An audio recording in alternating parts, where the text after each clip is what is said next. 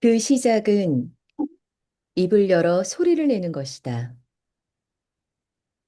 자기 목소리를 듣고 마음의 흔들림을 가만히 지켜보아 주자. 호흡이 가늘게 떨리고 있는지, 가슴 안에 새떼가 퍼덕이는 듯한지, 무엇을 두려워하고 있는지, 소리에서 오는 감정을 그것 그대로 느껴보았으면 한다. 하루 중 낭독하는 시간만큼은 자기를 돌보는 시간이라고 생각하자. 나와 책과 시간만 허락한다면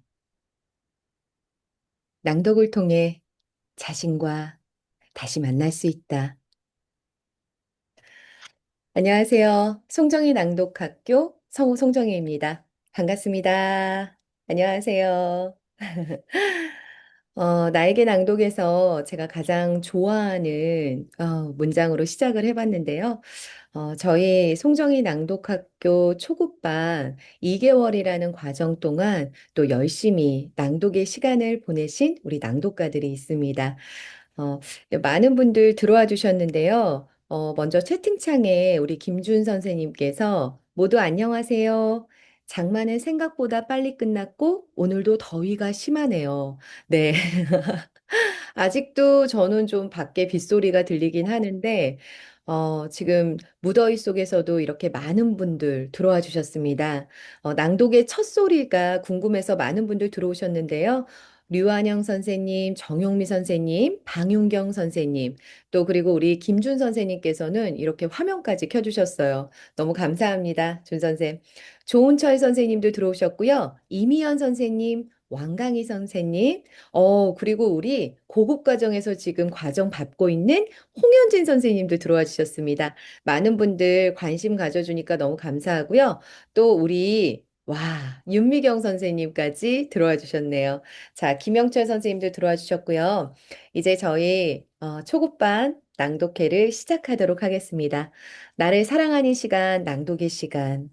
첫 문을 열어줄 낭독가는 우리 정송이 낭독가입니다. 나와주세요. 정송이의 내가 만난 낭독. 나에게 낭독은 지친 하루의 끝에서 만나는 마지막 의식이었다. 잠드는 것을 힘들어하는 아이를 위해 잠자리에서 책을 읽어주던 것이 시작이었다. 엄마, 책 읽어주세요. 수면 독립에 성공한 뒤로도 딸은 매일 밤 책을 가지고 나에게 왔다. 엄마가 책을 읽어줘야 잠이 온다니 어쩔 수 없었다.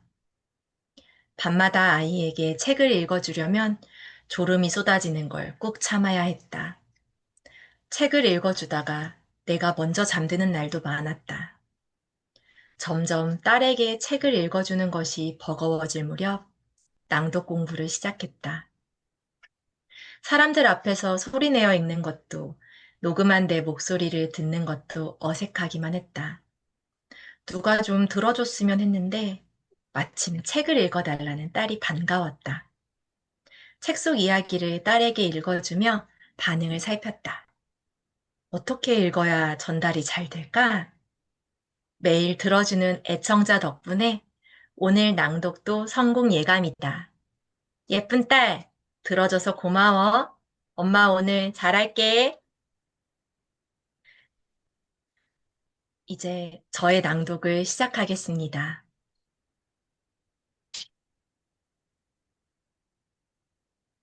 강아지똥. 도린의 흰둥이가 똥을 넣었어요. 골목길 단밑 구석 쪽이에요.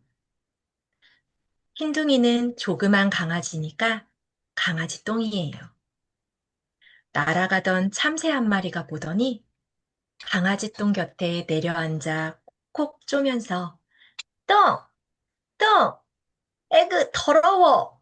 하면서 날아가 버렸어요. 뭐야? 내가 똥이라고? 더럽다고? 강아지 똥은 화도 나고 서러워서 눈물이 나왔어요. 보슬보슬 봄비가 내렸어요. 강아지똥 앞에 파란 민들레 싹이 돋아났어요. 너는 뭐니? 강아지똥이 물었어요. 난 예쁜 꽃을 피우는 민들레야. 얼마만큼 예쁘니? 하늘에 별만큼 고우니? 그래, 방실방실 빛나. 어떻게 그렇게 예쁜 꽃을 피우니? 그건 하느님이 비를 내려주시고 따뜻한 햇볕을 쬐어주시기 때문이야. 그래, 그렇구나. 강아지똥은 민들레가 부러워 한숨이 나왔어요. 그런데 한 가지 꼭 필요한 게 있어. 민들레가 말하면서 강아지똥을 봤어요. 네가 거름이 돼줘야 한단다. 내가 거름이 되다니? 네 몸뚱이를 고스란히 녹여 내 몸속으로 들어와야 해. 그래야만 별처럼 고운 꽃이 핀단다. 어머나, 그러니? 정말 그러니? 강아지 똥은 얼마나 기뻤던지 민들레 싹을 힘껏 껴안아 버렸어요. 비는 사흘 동안 내렸어요. 강아지 똥은 온몸이 비에 맞아 자디잘게 부서졌어요. 부서진 채 땅속으로 스며들어가 민들레 뿌리로 모여들었어요. 줄기를 타고 올라가 꽃봉오리를 맺었어요. 봄이 한창인 어느 날 민들레 싹은 한 송이 아름다운 꽃을 피웠어요. 향긋한 꽃냄새가 바람을 타고 퍼져나갔어요. 방긋방긋 웃는 꽃송이엔 귀여운 강아지 똥에 눈물겨운 사랑이 가득 어려 있었어요. 권정생, 강아지 똥 중에서. 저의 낭독은 여기까지입니다. 다음 낭독을 들려주실 분은 임미순 낭독가입니다.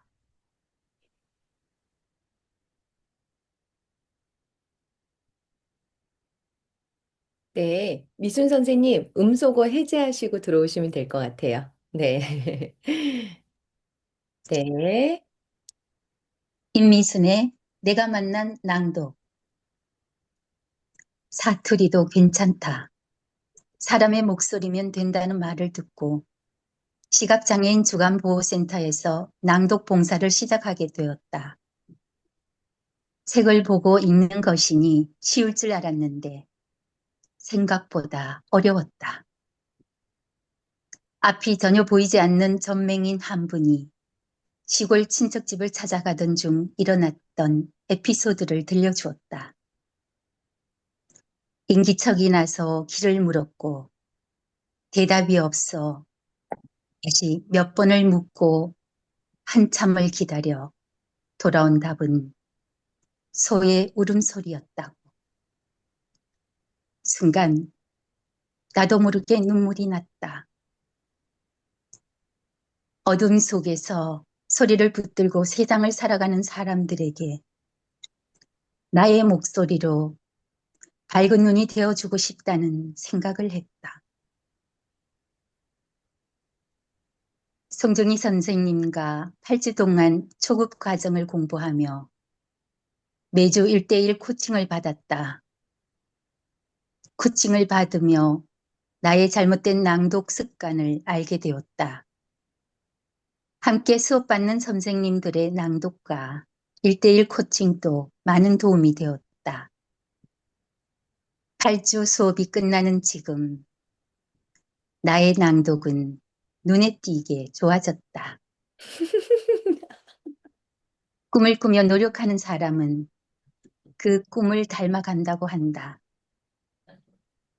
쉽지 않은 일이겠지만 감동을 주는 낭독인이 되기 위한 시간과 과정을 견뎌내어 나를 위로하고 또 듣는 사람을 위로를 받을 수 있는 나를 위로하고 또 듣는 사람도 위로를 받을 수 있는 그런 낭독을 하는 사람이 되고 싶다. 제가 들려드릴 낭독은 즐거운 놀이입니다.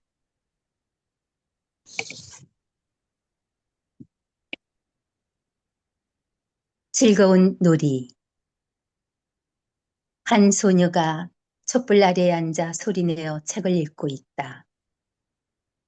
교과서인지 소설인지는 알 수 없지만 온 신경을 얼굴에 집중한 채 한 글자 한 글자, 한 문장 한 문장 또박또박 소리를 내어 읽어나간다. 작은 머리로 무엇에 골몰했는지 소녀는 찌푸린 얼굴이었다가 이내 표정이 환하게 밝아진다. 들릴 듯 말 듯 무슨 소리인지 알아들을 수 없던 소녀의 가녀린 목소리도 시간이 지날수록 너풀너풀 춤을 추기 시작한다. 벌써 40여 년 전 일이다. 나의 낭독은 그렇게 시작되었다.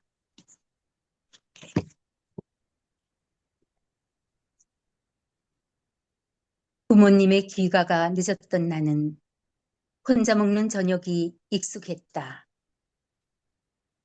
혼자 있는 시간은 무료하고 외롭게 느껴질 때가 많았다. 툭 하면 전기가 끊기곤 했던 그때는 캄캄한 공간에 홀로 앉아 촛불을 켜고 숙제를 해야 할 경우가 많았는데 어린 소녀가 감당하기에는 두려운 시간이기도 했다.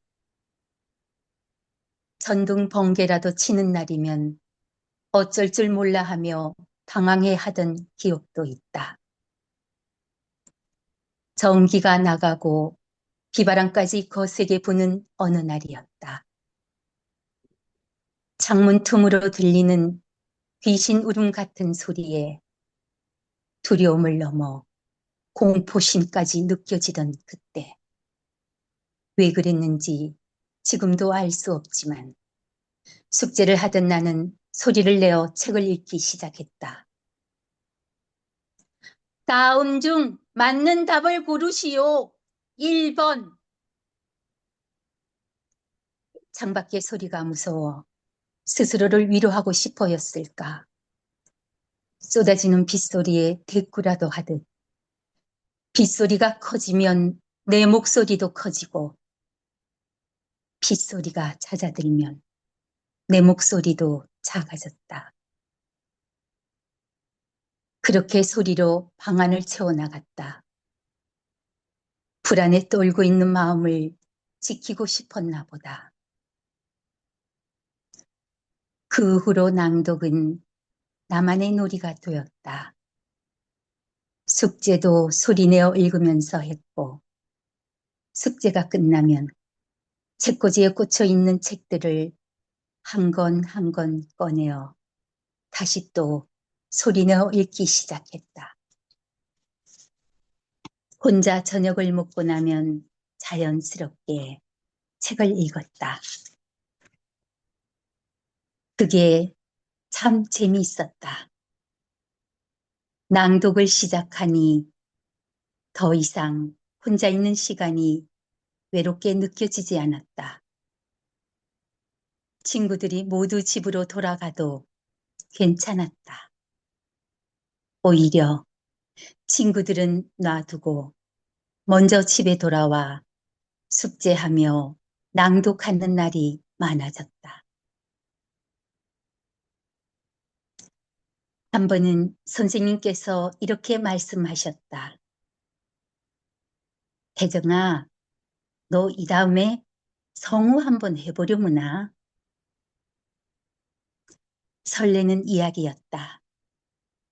낭독이 한없이 재미있고 혼자서 놓을 거리가 없어 즐겼을 뿐인데 이런 칭찬을 듣는 게 놀라웠다. 그리고 선생님 말씀대로 나는 정말로 성우가 되었다.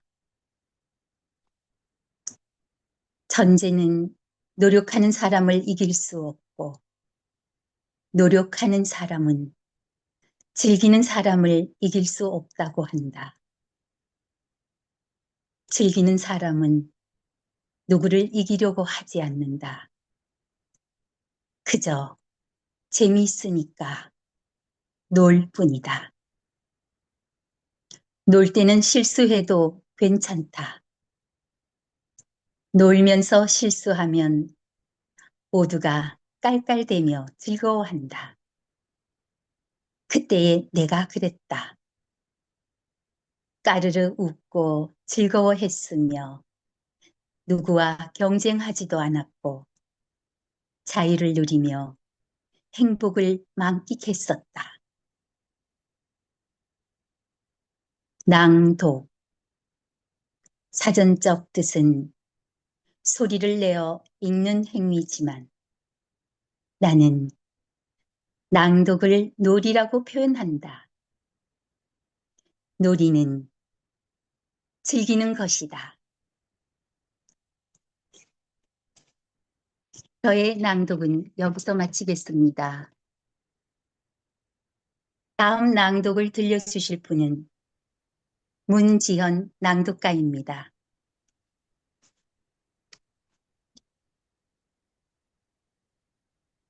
문지연의 내가 만난 낭독.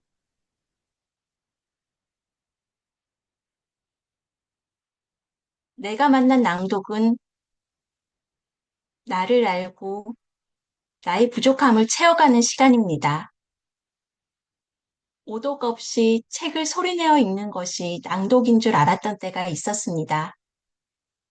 우연히 차차샘과 송정희 성우님의 낭독 무료 특강을 통해 낭독을 접했을 때도 놀랐지만 더 큰 놀라움은 끊이지 않고 이어지는 작은 낭독회들이었습니다.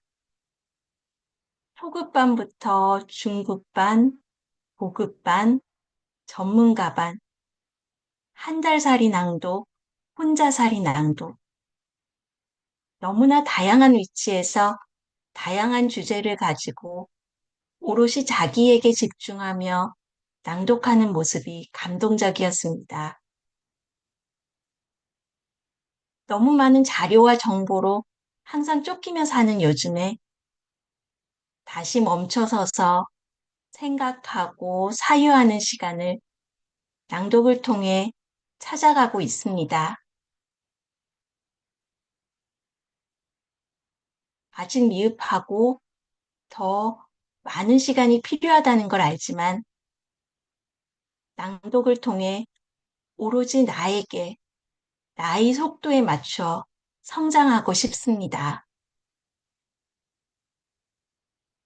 이제 저의 낭독을 시작하겠습니다. 가끔 서툰 나에게 어린 시절 잠자리에 들 때면 엄마는 머리맡에 앉아 동화책을 읽어주곤 했다. 그러면 나는 모로 방향을 틀어 몸을 둥글게 웅크리고는 내가 만들 수 있는 가장 편안한 자세를 취하고서 엄마에게 귀를 기울였다. 정확히 어떤 내용이었는지는 잘 기억나지 않는다. 씨앗을 타고 하늘 높이 올라가는 동화였던 것 같기도 하고, 토끼랑 사슴이랑 뛰어노는 동화였던 것 같기도 하다. 엄마의 이야기를 듣다 보면 어느 순간 소리가 아득하게 들려왔고, 그러다 나도 모르게 꿈나라에 빠져들었다. 신기하게도 엄마의 동화를 듣고 있노라면 속상했던 일들이 모두 사라지고 마음도 편안해졌다. 그때의 꼬맹이에게 엄마의 품은 세상에서 가장 편안하고 안전한 장소였다. 닿을 듯 말 듯 얼굴을 간지리던 엄마의 옷자락과 포근하게 들려오던 목소리가 지금도 그려지는 듯하다. 어른이 된 지금은 더 이상 동화책을 읽어주는 사람이 없다. 따뜻하게 나를 보듬어주는 손길이 필요할 때 나는 누구에게 안길 수 있을까? 내 마음을 매만져주던 엄마의 목소리가 그립지만 이제는 들을 수 없다. 바쁜 일상을 살아가는 우리에겐 매일매일 작은 위로가 필요할지 모른다. 마음이 불안하고 감정이 요동치는 날도 있고 시들시들 지쳐 더 이상 아무것도 하고 싶지 않은 날도 있다. 여행을 떠나고 싶지만 상황도 여의치 않아 혼자 시무룩해 하기도 하고 늦은 밤 일상을 마치고 집에 돌아와 울적하게 앉아 있기도 한다. 한바탕 수다를 떨고 나면 속이 좀 시원할 것 같지만 주위를 둘러보면 아무도 없다. 또 막상 친구를 만나서 이런저런 고민을 꺼내도 마음을 이해하지 못하는 것 같아 답답한 마음이 들기도 한다. 위로를 받아도 마음은 빈 것만 같다. 나는 마음이 지칠 때면 소리를 내어 나에게 이야기를 들려준다. 시를 펼치기도 하고 짤막한 동화책을 꺼내기도 하고 소설을 읽으며 주인공의 심정을 뱉어보기도 한다. 낭독을 하면 자연스럽게 마음에 소리가 스며든다. 거칠고 메말랐던 마음바닥에 소리가 빗물처럼 한 방울 두 방울 떨어지기 시작하면 굳었던 마음밭이 물기를 머금는다. 계속 이야기를 들려주면 소리가 차오르고 어느덧 마음밭에는 샘이 고인다. 고냈던 마음은 힘을 얻고 활기를 찾는다. 많은 사람들이 낭독이 주는 위로를 경험했으면 좋겠다. 잠들기 전에 책을 소리내어 읽어보면 어떨까? 잠자리에 누워 책을 꺼내 들고 나직이 뱉어보면 된다. 팔이 아프면 옆으로 누워서 읽어도 좋다. 평소 읽고 싶던 책도 좋고 자기가 쓴 글이어도 괜찮다.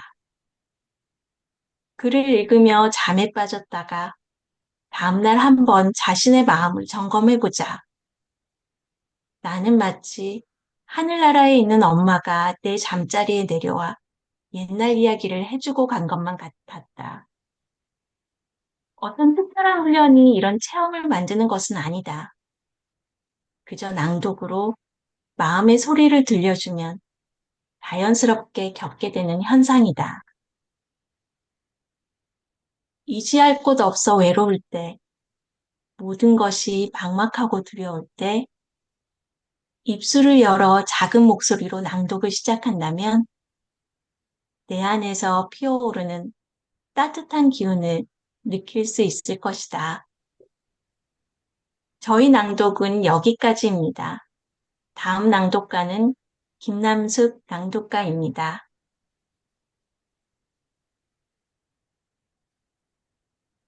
김남숙의 내가 만난 낭독. 저의 낭독은 치유의 시작입니다. 오독과 말이 끊어짐을 고치기 위해 낭독을 배웠어요.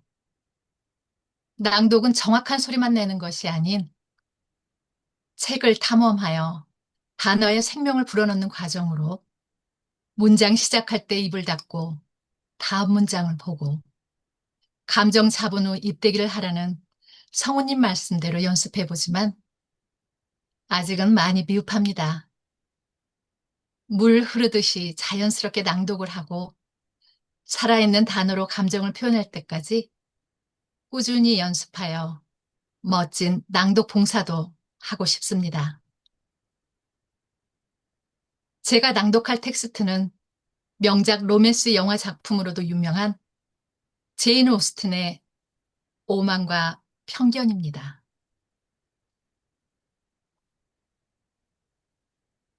오만과 편견.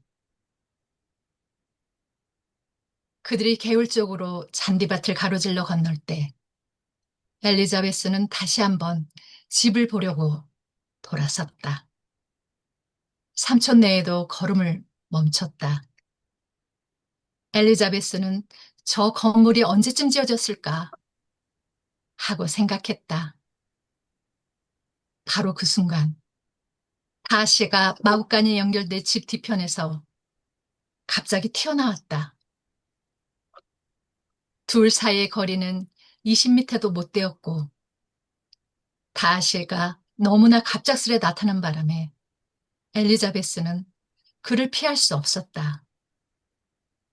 곧 두 사람의 눈이 마주쳤고 서로의 뺨이 붉게 물들었다. 다시도 몹시 놀랐는지 한동안 움직일 줄 몰랐다. 하지만 이내 평정을 되찾고 그들에게 다가와 완벽하진 않지만 정중한 태도로 엘리자베스에게 말을 걸었다. 엘리자베스는 처음엔 본능적으로 몸을 돌렸지만 다시가 계속 다가왔기에 당황한 모습을 감추지 못한 상태에서 그의 인사를 받아야 했다. 삼촌네에는 다시가 엘리자베스에게 말을 하고 있는 동안 약간 떨어져서 서 있었다. 놀란 엘리자베스는 그와 눈도 제대로 마주치지 못했다. 가족의 안부를 묻는 그의 질문에 본인이 무슨 대답을 하고 있는지도 몰랐다. 갑자기 변한 다시의 태도가 그녀는 당황스러웠다. 그가 계속 말을 꺼낼 때마다 그 당황스러움은 더욱 커져만 갔다. 그녀는 평생을 살면서 지금 이 순간처럼 당황스럽고 불안한 감정을 느낀 적은 없다고 생각했다. 자신이 이곳에 온 게 터무니없는 잘못처럼 여겨졌다. 다시도 당황했는지 평소에 침착했던 말투가 아니었다. 그녀에게 롱본을 언제 출발하는지, 더비셔에는 얼마나 머문지 따위의 질문만 되풀이하고 있었는데 무언가 서두른 모습이 정신이 없는 것처럼 보였다. 나중에는 그도 더 이상 할 말이 떠오르지 않았는지 한동안 말없이 서 있다가 정신을 차리고는 급히 작별 인사를 하고 자리를 떠났다. 돌아오는 동안 다시의 성품을 감탄한 삼촌네에는 연신 그를 칭찬했지만 엘리자베스 귀에는 들어오지 않았다. 그녀는 자기 감정에 빠져서 묵묵히 걷기만 했다. 괴로움과 수치심이 그녀를 괴롭혔다. 내가 이곳에 오다니 세상에서 가장 멍청하고 바보 같은 짓이었어. 얼마나 그가 이상하게 생각할까? 그렇게나 자존심이 센 남자에게 이게 무슨 창피한 일이야. 아마도 내가 일부러 자기 앞에 나타났다고 생각하겠지? 아, 내가 왜 여기 왔을까? 그 사람 왜 또 예정보다 하루를 당겨서 왔을까? 엘리자베스는 몇 번이고 다시와의 재회를 떠올리며 얼굴을 붉혔다. 달라진 그의 태도를 어떻게 받아들여야 할지 판단이 안 섰다. 그가 먼저 말을 건네는 것 자체가 놀라운 일이었다. 더구나 그렇게나 정중한 태도로 가족의 안부까지 물어보다니. 엘리자베스는 그가 위험을 내려놓고 그렇게 예의 바르고 상냥한 태도로 말을 건네는 모습이 의아하고 놀라웠다. 한 번도 그런 모습을 보인 적이 없었다. 그가 로징스 정원에서 그녀에게 편지를 건네며 말을 하던 때와는 너무나 대조적인 모습이었다. 엘리자베스는 이것을 어떻게 이해하고 설명해야 할지 혼란스러웠다. 제인 오스틴, 오만과 편견 중에서. 저의 낭독은 여기까지입니다. 다음 낭독은 박순주 낭독가입니다.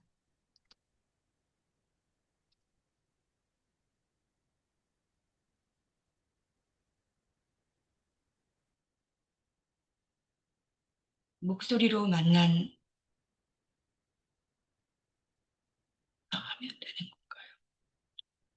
네, 목소리 네. 순주 선생님 아주 잘 들립니다. 편안하게 시작하시면 될 것 같습니다. 목소리로 만난 나. 여보세요? KBS 성우실입니다. 그 순간 수화기 너머로 들려온 여자 성우의 목소리에 나는 얼어붙고 말았다. 무엇을 어떻게 말해야 할지 몰라 말끝을 더듬고 마음속엔 묘한 감동이 밀려왔다. 정돈되고 우아한 목소리, 또렷하고 맑게 울리는 말투. 단순한 안내였지만 그 목소리는 내게 강렬한 인상을 남겼다.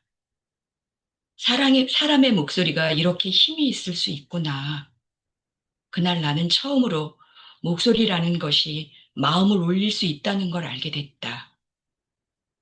오래전 일이지만 그 순간은 여전히 생생하다. 그 전화 한 통은 단순한 통화가 아니었다. 그건 내 안에 조용히 잠들어 있던 낭독에 대한 갈망을 깨우는 시작이었다. 낭독은 내 안의 소리를 듣는 시간이자 나에게 말을 걸어주는 따뜻한 도구가 되었다. 누군가에게 들려주기 위한 목소리가 아니라 나를 위로하고 나를 이해하는 목소리. 이제 나는 안다. 처음 그 전화기 너머로 들려온 성우의 목소리가 왜 그렇게 깊게 남았는지를. 그건 어쩌면 내 안에 있던 진짜 나의 목소리를 깨우는 신호였는지도 모른다. 낭독을 통해 나는 나를 만났고 그 만남은 지금도 계속되고 있다. 지금부터 낭독을 시작하겠습니다. 마음에서 마음으로. 말을 잘하고 싶어요. 자주 듣는 고민이다. 우리는 사람 사이에서 살아간다. 그러니 매력 있는 언변으로 분위기를 부드럽게 이끄는 것은 누구나 부러워할 만한 장면이다. 대화를 주거니 받거니 이어가지 못해 진땀만 빼고 있거나 내 마음은 그게 아니었는데 잘못 엎지른 말을 주워 담지도 못하고 오해를 산 경험이 있다면 더욱 그럴 것이다. 주목을 받으면 심장이 턱 내려앉으며 떨리기 시작하는 사람조차도 허물없이 불러낼 수 있는 친구 앞에서는 철진한 이야기를 마치 오늘 일처럼 술술 풀어낸다. 그러나 한 해, 두 해, 나이를 먹으며 예의를 차리는 자리가 늘어나고 예기치 못한 상황에서 처음 얼굴을 보는 이와 장시간 이야기 함께 해야 하는 경우는 더 많아진다. 서로 대면대면한 상태에서 시계만 재촉하는 모습이 그려진다. 공백을 못 견뎌 이 말 저 말 한껏 쏟아내고 선 집에 돌아오는 길에는 이젠 입 좀 닫고 살아야겠다며 후회하기도 한다. 말은 모자라도 넘쳐도 스스로 부끄럽다. 좋아하는 것은 잘하게 된다. 말도 마찬가지다. 재미있는 자리라면 다시 말해 내 이야기를 하고 남을 알아가는 것이 기껍다면 다른 생각이 끼어들 틈 없이 대화에 빠져들 수 있을 것이다. 이런 고민에 조언을 하는 나로서도 사실 정확한 답은 없다. 직업 덕에 달변이라는 오해를 받지만 조금만 따져봐도 나는 정작 말을 유창하게 쏟아내는 사람은 아니다. 다만 낯선 대화에 잘 몰입해서 토막나지 않게 이어가는 원동력이 있다면 그것은 경청과 공감이다. 사실 상대방의 말을 정성스레 들어주는 것이 그리 쉽지만은 않다. 지루한 속마음을 들키면 안 되는 걸 알면서 입꼬리를 당기며 웃고 리액션도 해보지만 텅 빈 눈빛은 속일 수 없다. 하지만 낭독으로 훈련된 사람은 쉽게 상대방의 이야기에 관심을 갖는다. 그것이 진부하고 흔한 서사일지라도 기승전결 중 어디쯤에 있을지 다음 이야기는 어떻게 전개될지 예측하며 듣는 습관이 생기기 때문이다. 누군가 이야기를 시작하면 마치 암전된 상태에서 공연을 보는 듯한 느낌을 받기도 한다. 대사를 시작하는 배우에게만 핀 조명이 떨어지는 것처럼 귀가 열린 채로 화자에게 자연스레 집중된다. 낭독은 잘 듣고 들은 내용을 이해하고 계속되는 이야기를 따라갈 수 있도록 돕는다. 상황이 충분히 이해되고 다음 이야기가 궁금해졌을 때여야만 진실된 반응이 이어진다. 이때 말을 길게 이어나가지 않아도 된다. 말 주변이 없어 단어가 부족하더라도 글을 너무 나무랄 사람도 없다. 언어를 이긴 눈빛이, 몸짓이 상대에게 전달되어 대화를 만들어가는 것이다. 내 이름은 백화가 아니에요. 본명은요, 이전내예요. 산포 가는 길 백화의 마지막 대사다. 소리내어 읽어보면 담담한 여백에서 백화의 마음이 성큼 다가온다. 그녀의 눈은 웃었을까, 울었을까? 낭독으로 내가 다른 사람이 되어 감정을 잠시 맞대어 본다. 공감의 언어로 호응하며 다른 이의 말을 경청할 때 우리들의 말은 더 깊고 풍성해질 것이다. 그런 대화는 마음에서 마음으로 이어져 사랑이 되고 울림이 된다. 제 낭독은 여기까지입니다. 다음 낭독가는 이경의 낭독가입니다. 이경의 내가 만난 낭독. 낭독을 배우며 저의 목소리를 듣게 되었어요. 허스키하다는 생각을 해보진 않았는데 저의 목소리가 허스키하더라고요. 또 발음도 정확하지 않아서 저는 제가 혀가 짧은 줄 알았는데 정확한 조음점을 잘 몰랐던 거예요. 낭독을 배우며 점점 정확한 발음을 하려고 노력 중입니다.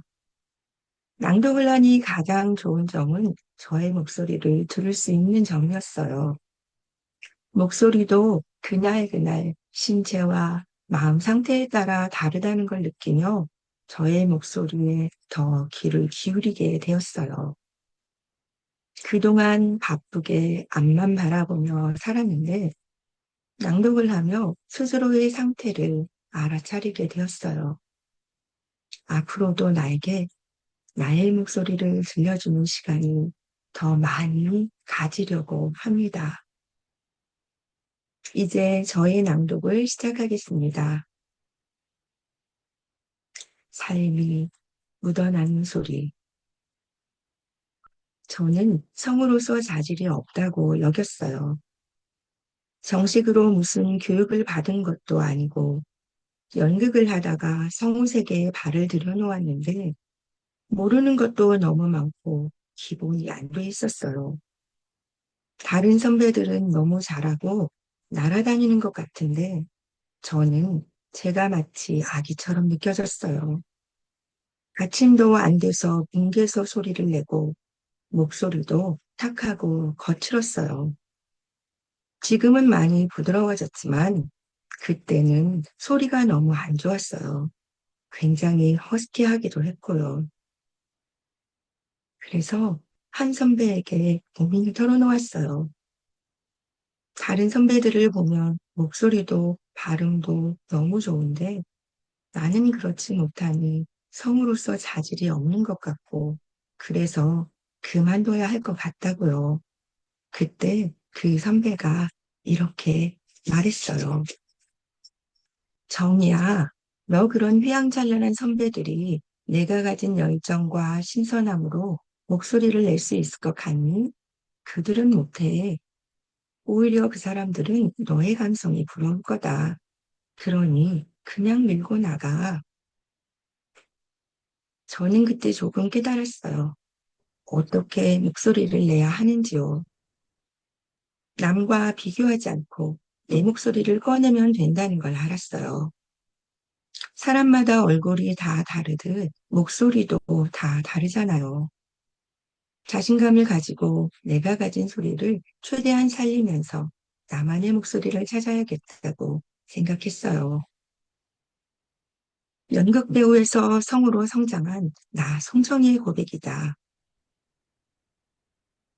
나는 서혜정 선배와 함께 전국을 돌아다니며 낭독 강의를 했다. 강의 현장에서 많은 분들을 만났고 그분들의 목소리를 들었다.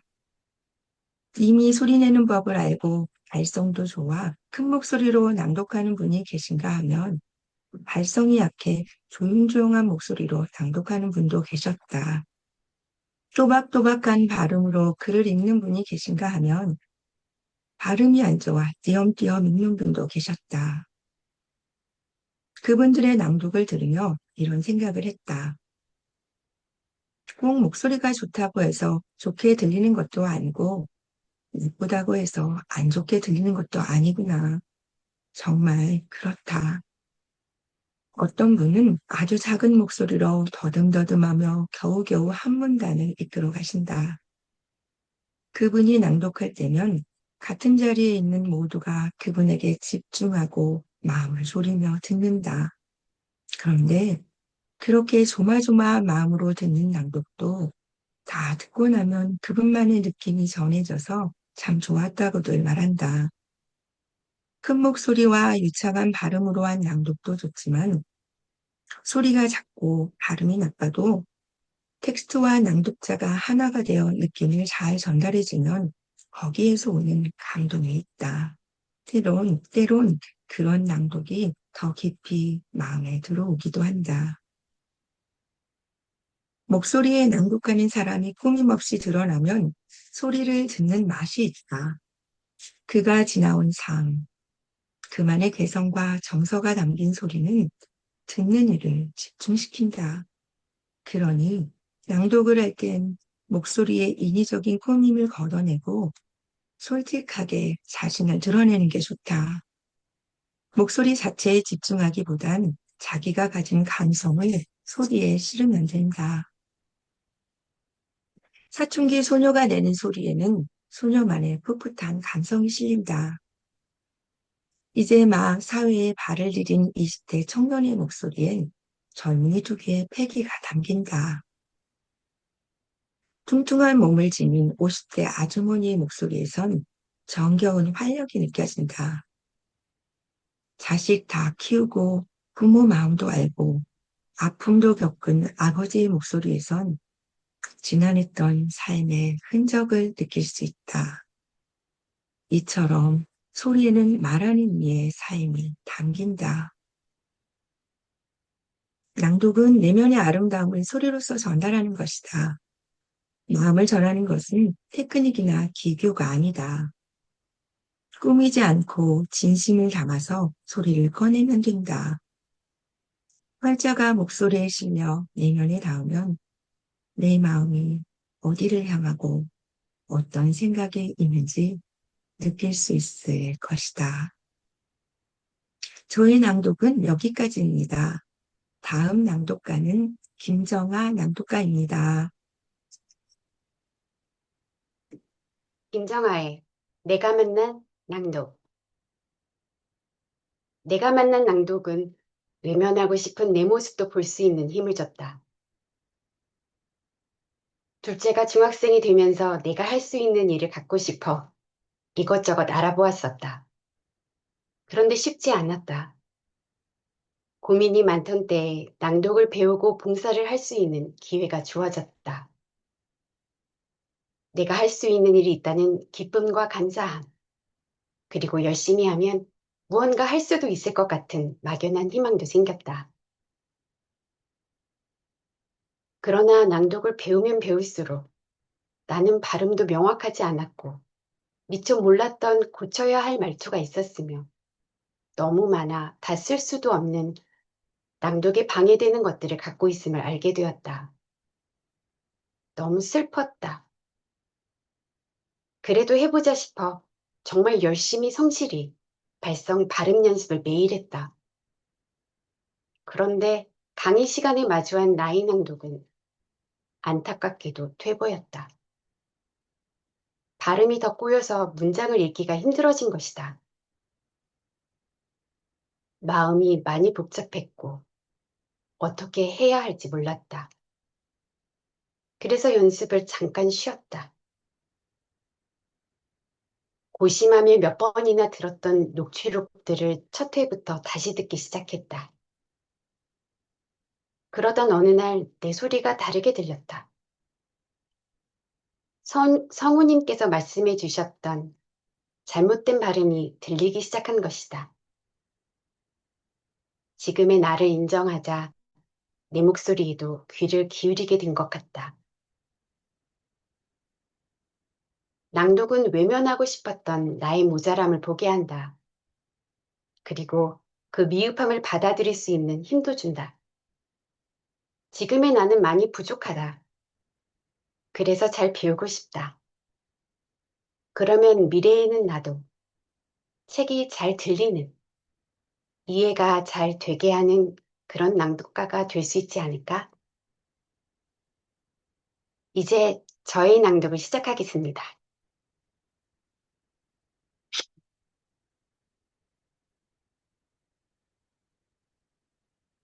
나는 고양이를 쏘이다. 나는 고양이다. 이름은 아직 없다. 어디서 태어났는지 전혀 짐작이 가지 않는다. 다만 어두침침하고 눅눅한 곳에서 야옹, 야옹 울고 있었던 것만은 기억한다. 여기서 나는 처음으로 인간이란 것을 보았다. 나중에 들었는데 그것은 서생이라는 인간 중에서도 가장 영악한 족속이었다고 한다. 이 서생이라는 족속은 이따금 우리 고양이들을 잡아 삶아먹는다는 이야기도 들린다. 그러나 그때는 아무것도 몰라서 그다지 무섭다는 생각이 들지 않았다. 단지 서생의 손에 얹혀 쓱 들어 올려졌을 때 뭔가 둥실둥실 떠있는 느낌이 들었을 뿐이다. 손바닥 위에서 마음을 가라앉히고 서생을 쳐다보았는데 그때가 아마 인간의 얼굴을 처음 본 것일 게다.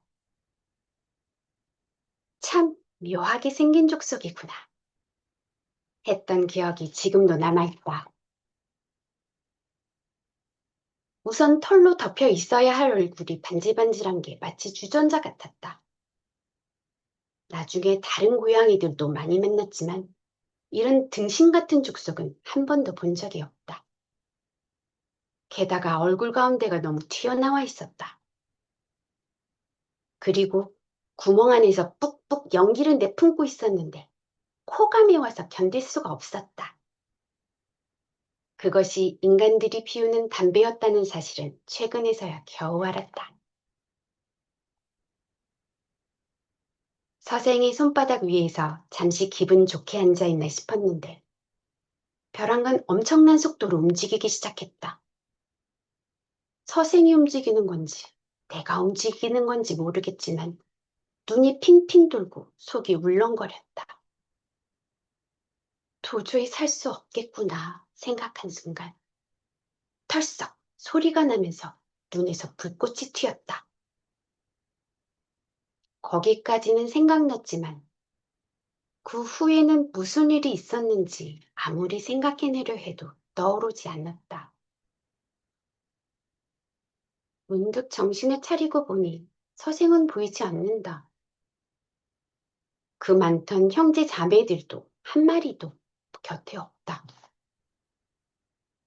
소중한 어머니마저 모습을 감췄다. 게다가 이곳은 여태 있던 곳과는 달리 굉장히 밝다. 눈을 뜨고 있기 힘들 정도다. 뭐라? 뭔가 이상한데? 생각하며 슬금슬금 기어나가려고 하자 온몸이 욱신욱신 쑤셨다. 나는 볏짚 위에서 갑자기 조리대밭으로 내던져진 것이다. 어렵게 조리대밭에서 기어나오자 멀리 큰 연못이 보였다. 나는 연못 앞에 앉아 이제 어떻게 해야 하나 생각해봤다. 특별하게 뾰족한 수가 떠오르지 않았다. 잠시 시간이 지나자 여기서 울어대면 서생이 데리러 오지 않을까 하는 생각이 들었다. 야옹? 야옹? 시험 삼아 울어보았지만 아무도 오지 않는다. 곧 연못 위로 바람이 살랑살랑 불면서 해가 기우기 시작했다. 배가 너무 고팠다. 울고 싶어도 소리가 나오지 않는다. 어쩔 수 없다. 뭐라도 좋으니 먹을 것이 있는 곳까지 움직이자. 이렇게 결심하고 힘든 몸을 이끌고 연못 왼편으로 돌기 시작했다. 너무 괴롭다.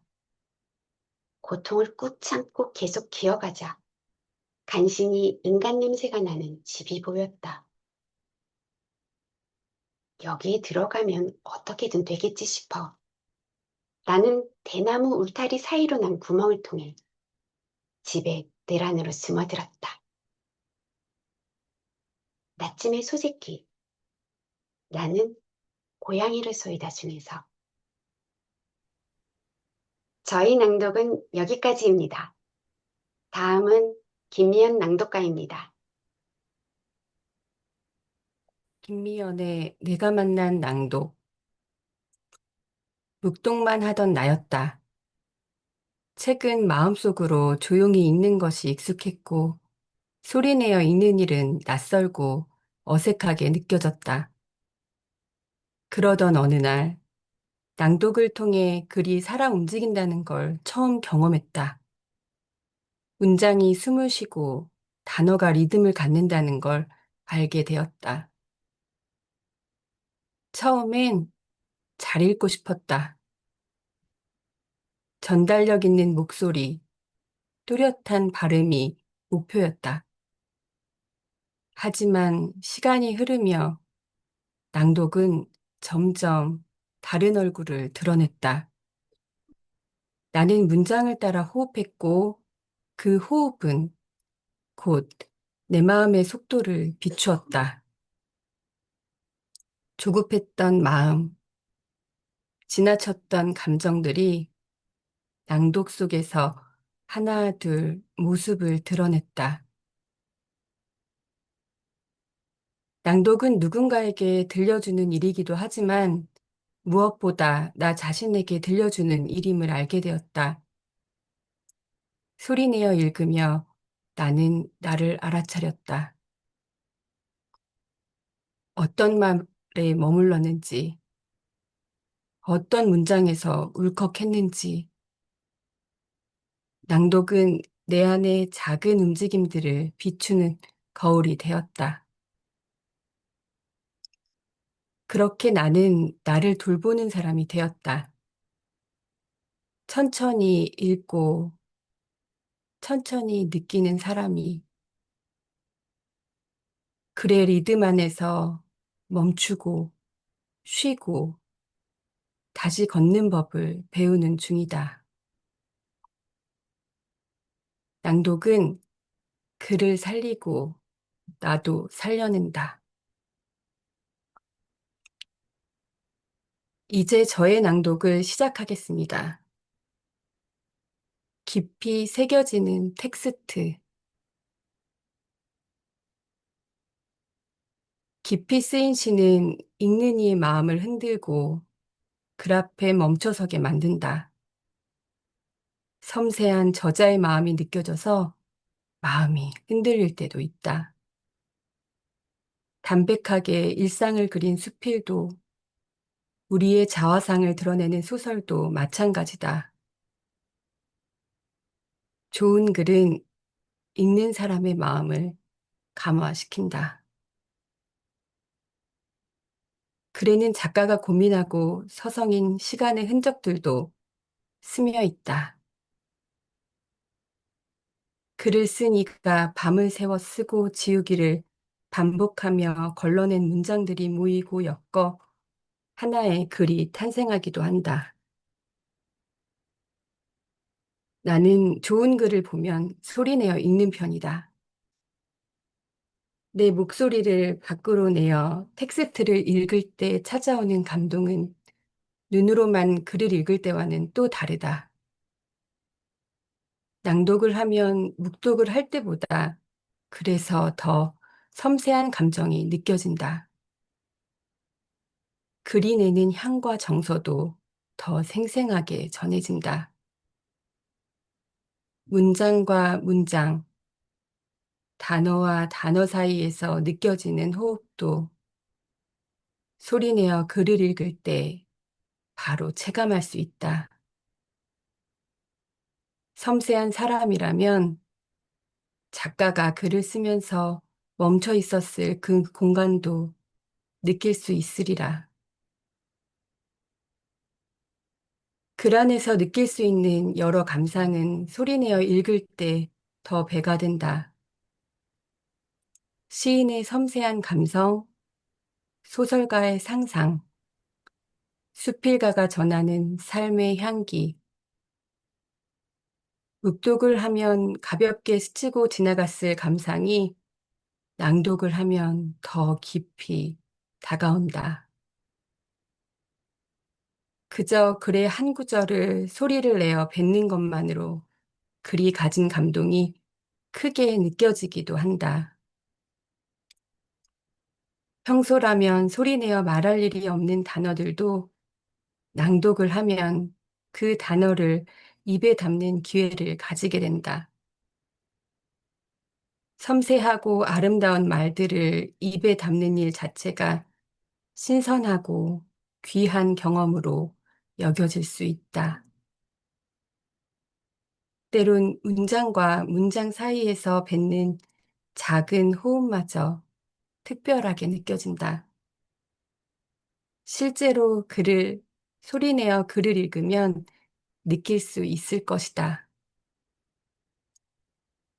같은 글도 낭독을 하면 읽을 때마다 그 느낌이 다르다.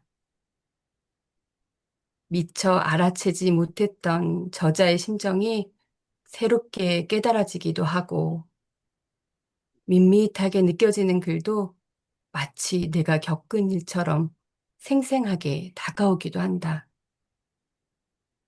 한 번 읽을 때가 다르고, 두 번 읽을 때가 다르고, 세 번 읽을 때가 다르다.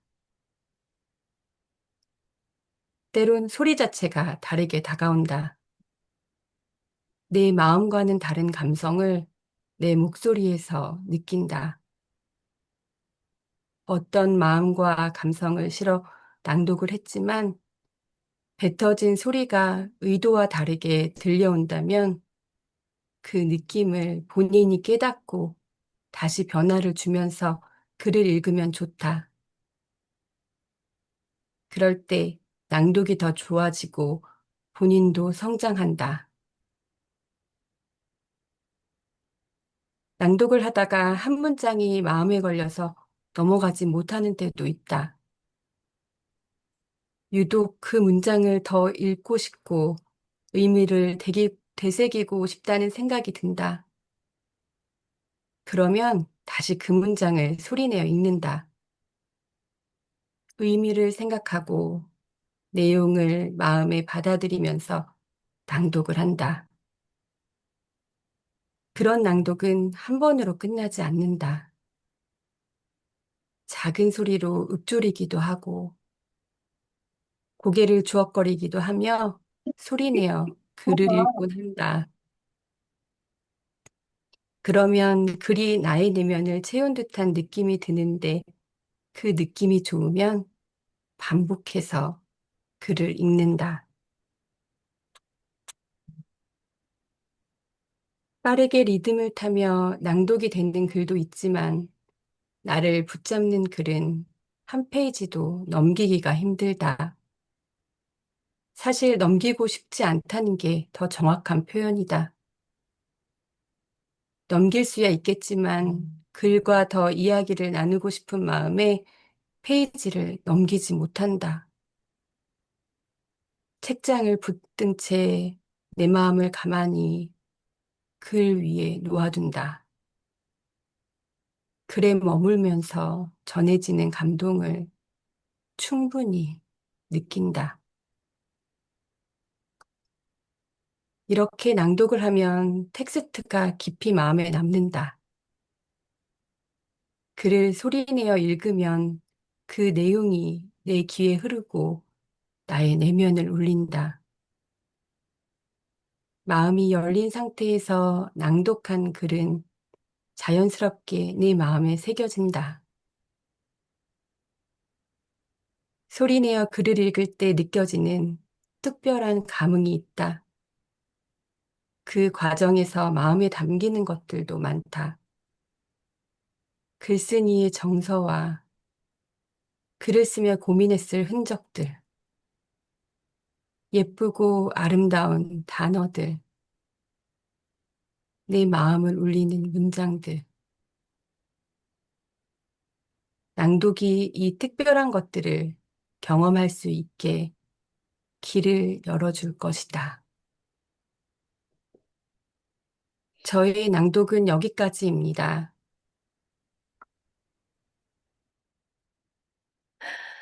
네, 내 마음을 글 위에 살포시 포개는 나를 사랑하는 낭독의 시간.